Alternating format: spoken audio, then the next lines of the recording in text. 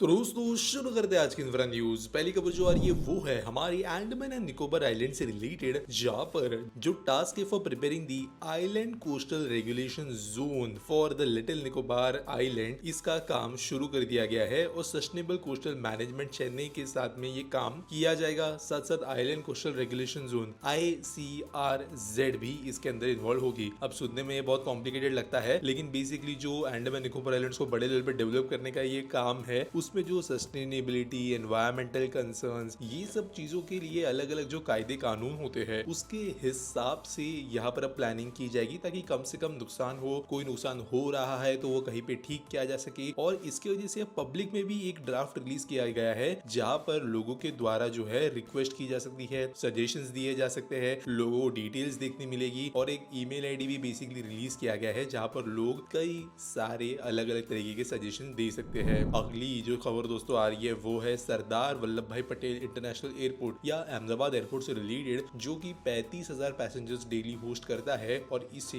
जल्द ही Ahmedabad metro services से जोड़ दिया जाएगा। तो आप जानते होंगे Ahmedabad one of the longest metro service host कर रहा है सिटी के साइज के हिसाब से। यहाँ पर गांधीनगर गिफ्ट सिटी तक भी मेट्रो जा रही है, शहर के कई दूसरे इलाकों में मेट्रो कनेक्शन है और अभी एयरपोर्ट को कनेक्ट करने का डिसीजन इन्होंने लिया है, जहाँ पर 1800 करोड़ रुपए खर्च किए जाएंगे। जो गुजरात मेट्रो रेल कॉर्पोरेशन है, ये इसके लिए DPR बनाएगी एयरपोर्ट कनेक्शन लाइन के लिए। और यहाँ पर ज्यादा लंबा प्रोजेक्ट ही नहीं होगा, तकरीबन 6 किलोमीटर की लाइन बनानी पड़ेगी एग्जिस्टिंग मेट्रो से। अगली खबर दोस्तों जो आ रही है वो है अहमदाबाद से ही, जहाँ पर एक आइकॉनिक स्ट्रक्चर मिलने वाला है शहर को। तो आप जानते हो न्यूयॉर्क के अंदर अभी टाइम स्क्वायर जैसी जगह है, वॉशिंगटन स्क्वायर पार्क वगैरह है, कई शहरों के अंदर एक लैंडमार्क होता है, सिएटल में CN टावर वगैरह है। तो अहमदाबाद प्लान कर रहा है कि वो 10,801 करोड़ रुपए खर्च करेंगे और खर्च करते हुए बनाएंगे एक city square Sindhu Bhavan road के ऊपर, जिसके बीचों बीच एक 125 मीटर ऊंचा टावर बनाया जाएगा, जिसके ऊपर एक ऑब्जर्वेशन डेक होगा। इसके आसपास में amphitheatres, pedestrian plaza, fountain, इन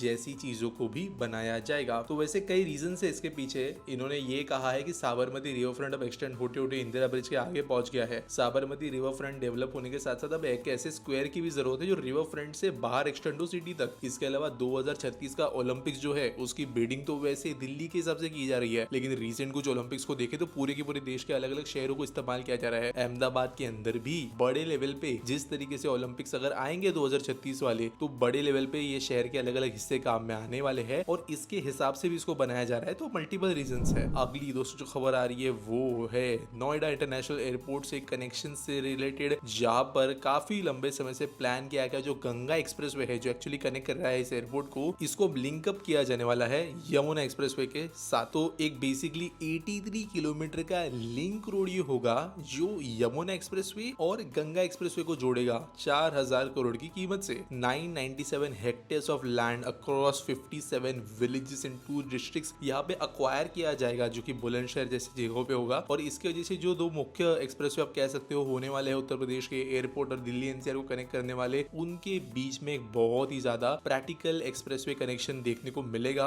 और ये इकोनॉमिकली बूस्ट कर देगा रीजन जो भी बीच में रोड के आएगा उसको। NCR के साथ साथ नोएडा, ग्रेटर नोएडा, फरीदाबाद, इन जगहों पे भी कनेक्शंस बढ़ेंगे और जब आगे कनेक्शन हो जाएगा तब मेरठ, प्रयागराज जैसे जगहों को भी फायदा मिलेगा। अगली खबर दोस्तों जो आ रही है वो है मैन्युफैक्चरिंग से रिलेटेड। तो दोस्तों आप जानते हो गवर्नमेंट कह रही थी कि लैपटॉप वगैरह जो है इसका इंपोर्ट कम करेंगे और अब हाई चांसेस है कि 2025 के स्टार्टिंग में 5% एनुअल रिडक्शन हमें देखने मिलेगा on import of laptop, tablet and personal computers. तो यहाँ पे ये तो सोर्सेस की ही बात है, लेकिन बेसिकली जो PLI स्कीम है, प्रोडक्शन लिंक्ड इंसेंटिव स्कीम, उसके आउटपुट को देखें तो जितनी ये डिमांड है उसका अराउंड 5% अभी हम ये काइंड ऑफ आप कह सकते हो इंपोर्ट को रोक सकते हैं। लोकल प्रोडक्शन की तरफ कई कंपनीज बढ़ी है और 10 बिलियन का ही मार्केट है। मार्केट वैसे बड़ा बहुत है, लेकिन अब तक हम 10 बिलियन का जो है डोमेस्टिकली कर पा रहे हैं। अगली खबर दोस्तों जो आ रही है वो है हमारे पावर मिनिस्ट्री से, जहाँ पर इन्होंने ट्यूसडे को स्टेट्स को ये कहा है कि वो कोयले वगैरह सोर्सेज से थोड़ा दूर जाए और सेटअप करे न्यूक्लियर बेस्ड पावर प्लांट्स। तो ये एक बहुत ही ज्यादा पॉजिटिव डेवलपमेंट है, जहाँ पर हमारी सरकार सेंट्रल गवर्नमेंट की स्टेट्स को एनकरेज करना शुरू कर रही है न्यूक्लियर की तरफ बढ़े। अब जानते होंगे न्यूक्लियर के ऊपर हम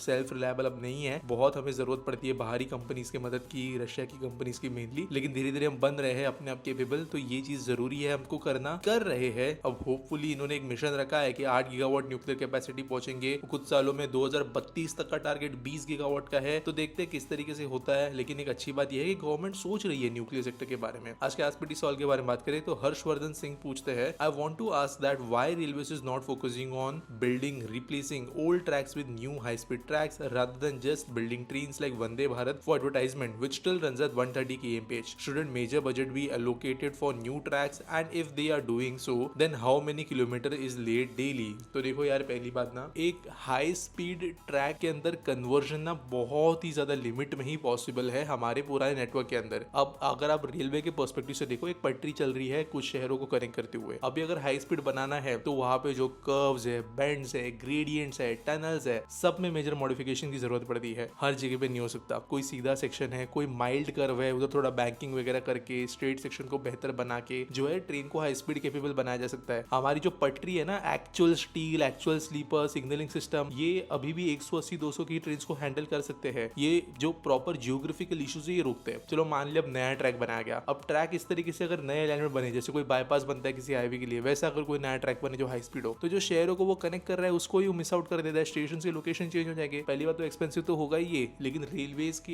एक्चुअल पैसेंजर्स के लिए भी प्रैक्टिकल हो जाएगा। तो रेलवेज इसके ऊपर काम ऐसे कर रही है कि कई सेक्शंस ऐसे हैं जो कि 130, 40, 50 को भी कैपेबल नहीं है, उनको वो हाई स्पीड बना रही है। जबकि इसके आगे का जो सीधा लेवल हमारे देश के अंदर आने वाला है वो मोस्ट प्रोबेबली बुलेट ट्रेन का ही नेटवर्क होगा। जैसे मुंबई अहमदाबाद का सेक्शन है, ये 160 हो चुका है। दिल्ली भोपाल के अंदर का कुछ सेक्शन ऑलरेडी 160 था, कुछ और सेक्शन हमें जल्दी 160 होते हुए नजर आएंगे। कोंकण रेलवे की टेस्टिंग तक जो है वो बहुत भारी स्पीड पे की गई थी और अभी उस पे भी 120 का स्पीड जो है वो कर दिया गया है ऑलमोस्ट पूरे लाइन के लिए। तो ज्यादातर लाइंस पे जो है कोई पटरी या सिग्नल बदलने की जरूरत नहीं है। वहां पे एक्चुअल में अलाइनमेंट की वजह से स्पीड इशू आता है। हमारे लोड इतना ज्यादा है हमारे रेलवे के पटरी पे कई सेक्शंस के अंदर कि जो हम एक्चुअल में रील्स है, उसके अंदर लगने वाले कंपोनेंट्स है, हमारे जो स्विचेस है, वो ऑलरेडी अच्छे खासी स्पीड को हैंडल कर सकते हैं। तो यहाँ पर जो है इतना सिंपल हम समझते वो नहीं। लास्ट बात, वंदे भारत जो है वो सिर्फ और सिर्फ स्पीड के हिसाब से नहीं बनाई गई थी। अगर आपने कभी वंदे भारत में ट्रैवल किया है तो वो ट्रेन स्पीड से ज्यादा एक्सेलरेशन, कंफर्ट, वो कौन से तरीके का सर्विस प्रोवाइड करती है,